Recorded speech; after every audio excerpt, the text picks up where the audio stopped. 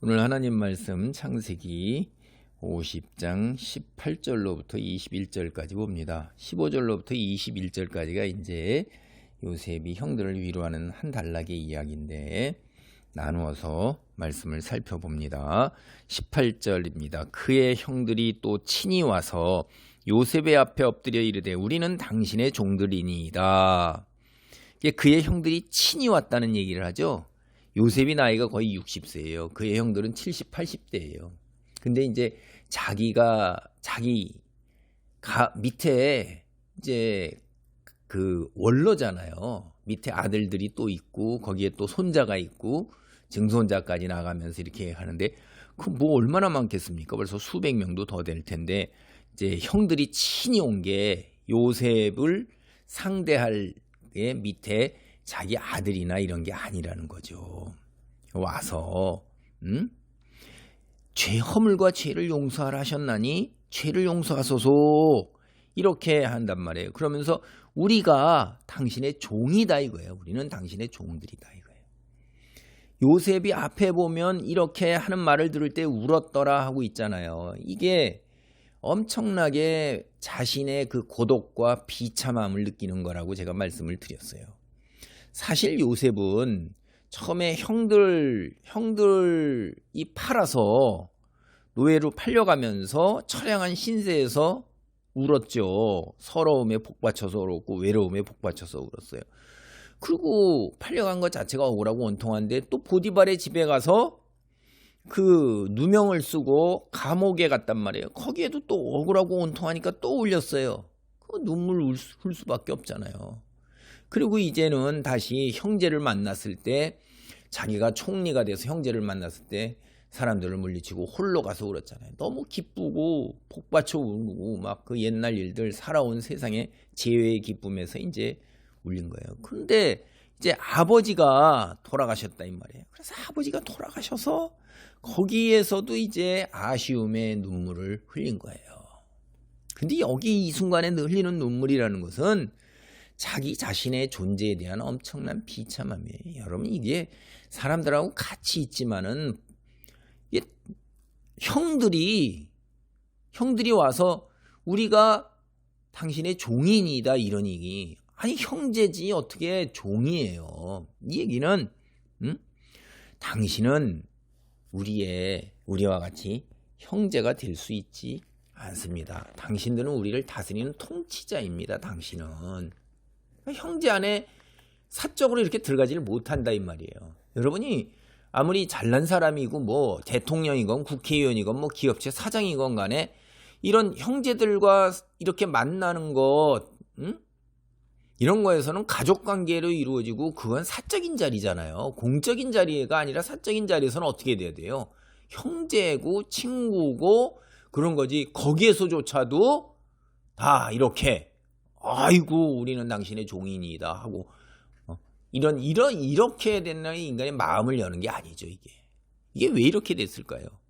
제가 다시 반복하지만은 이들은 자기가 동생을 팔은 그 동생의 핏값에 대한 그 죄책감을 죽을 때까지 가지고 가는 거예요. 요셉이 만난 이후로 이제 아버지랑 같이 살 때 17년 동안에 구구절절히 얘기했단 말이에요. 당신들은 그렇게 했지만 그게 아니다.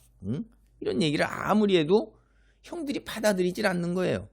19절 다시 보세요. 요셉이 그들에게 이르되 두려워하지 마소서 내가 하나님을 대신하리이까. 요셉이 얼마나 대단한 사람이에요. 꿈꾸는 자입니다. 볏집 땅 꿈도 꿨고 해와 달과 별이 절하는 꿈도 꿨어요. 그 꿈대로 다 이루어졌어요. 지금 국무총리예요. 여기에 뭐 애고 왕밖에 더 없어요. 그런 사람인데 얼마나 기고만장할 수도 있고 형들에 대해서도 그럴 수가 있어요. 여기 늑들 할 때 내가 하나님을 대신하리니까.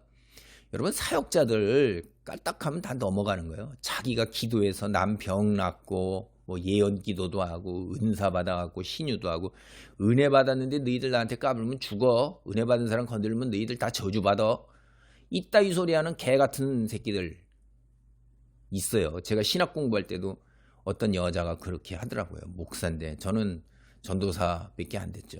그런데 내가 어떤 사람이 나한테 니들 함부로 하고 그러면 아니 이게 뭔 개벽다이 같은 소리냐. 제가 심한 말이지만 웃기지도 않는 거예요. 지옥 갈 거예요. 제가 보면 그따위 소리 하는 거. 믿음이 있다면 그따위 소리 하겠어요? 여기 요셉도 그런 말을 안 하잖아요. 내가 하나님을 대신하리까. 야, 네가 하나님 대신해서 은혜 받았다고 너 건들면 뭐 저주받냐? 속된 말로 지랄 발광하고 있는 거예요. 이거 말도 안 되는 소리입니다. 오히려 불쑥 엎드려야 되는 거예요. 이게 진짜 믿음이 없는 거고 말씀도 모르기 때문에 그 개벽다이 같은 소리 하는 거예요. 내가 하나님을 대신하리까. 벌써 다 그러잖아요. 그러니까 사람들은 껄핏하면 지가 뭐 잘난 척하고 은혜 받고 능력 있다고 그래갖고 내가 대단하다고 목에다 힘주고 말이야 뭐 이따 이 소리 하는 거예요. 그리고 지통해서 은사가 되고 은사가 나가서 치유되고 예언 뭐 해주고 뭐 지가 썸바디가 돼갖고 뭐 대단한 것처럼 자꾸 목에 기부스를 한다고.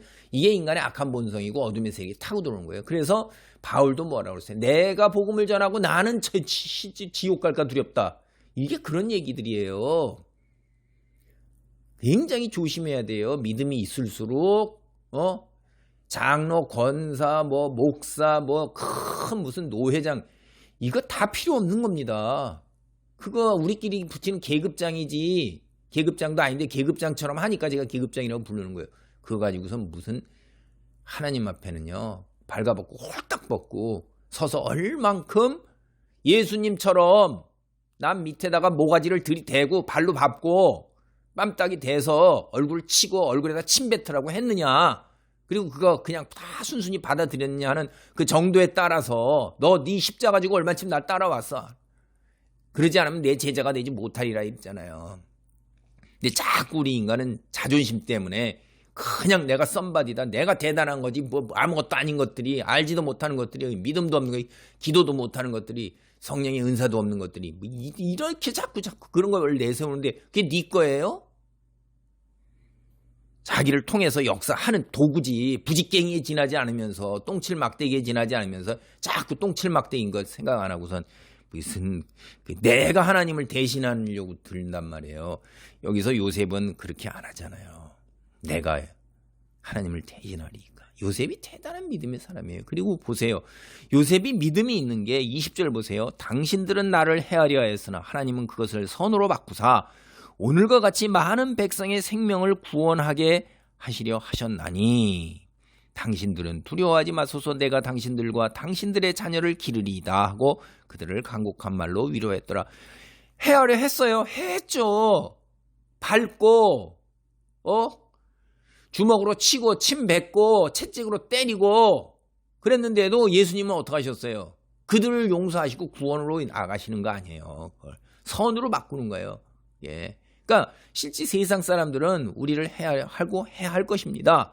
그러나 그것도 하나님께서 허용하신 일이고 하나님이 하시는 일이기 때문에 우리는 감당하면서 그냥 가는 거예요. 그게 하나님의 인류 구원의 역사의 한 방편으로 사용하시는 것입니다. 그리고 우리는 오히려 뭐 해야 돼요? 하나님께서 내게 베푸신 것으로 그들을 돌보고 그들을 위로하는 거예요.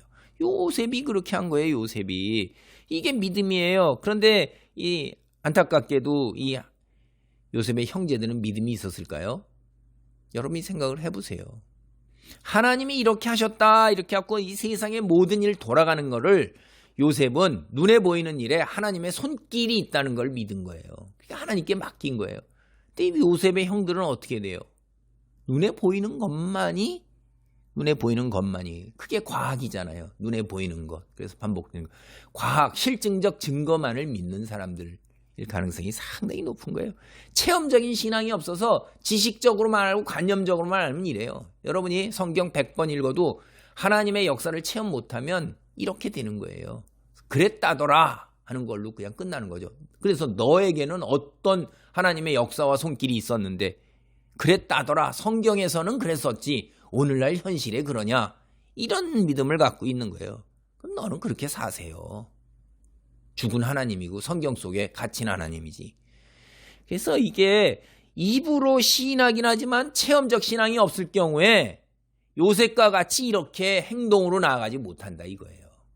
세상의 건 내려놓지 못하거든요. 돈 내려놓고 쾌락 내려놓고 자존심 내려놓을 수가 있어요. 그렇게 하는 사람은 요셉과 같은 사람이에요.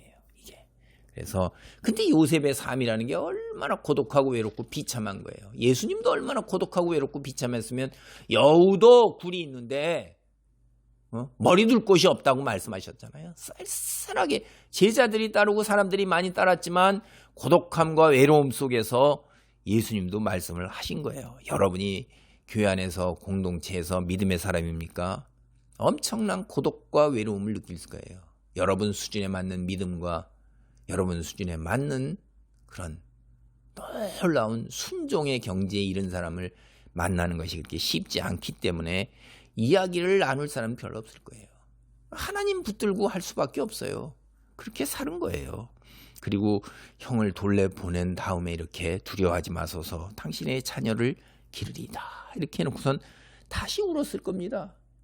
기가 막혀서 외롭고 자기 자신의 신세가 처량해서 하나님의 역사, 구원 역사 이루어가는 과정 중에 있는 요셉의 삶은 굉장히 한쪽에서 풍성한 걸 누렸지만은 한쪽에서 고독 속에서 외로움 속에서 몸부림쳤던 사람인 것이에요.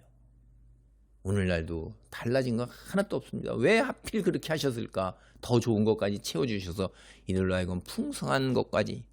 그 하나님이죠. 뭐 하나님이 하시니 희생된 요셉인 것입니다. 기도합니다. 하나님 감사합니다. 요셉이 내가 하나님을 대신하리이까 당신들은 나를 헤아려 했으나 하나님 그것을 선으로 바꾸사 구원하게 하시려 하셨나니 아버지 정말로 참 대단한 믿음입니다.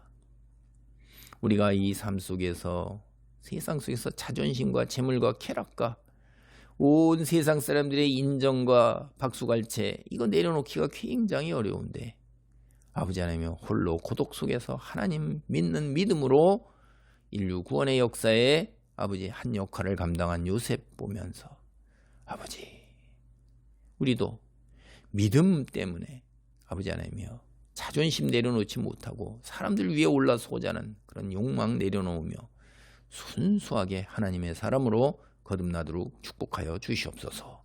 예수님의 이름으로 기도하옵나이다. 아멘.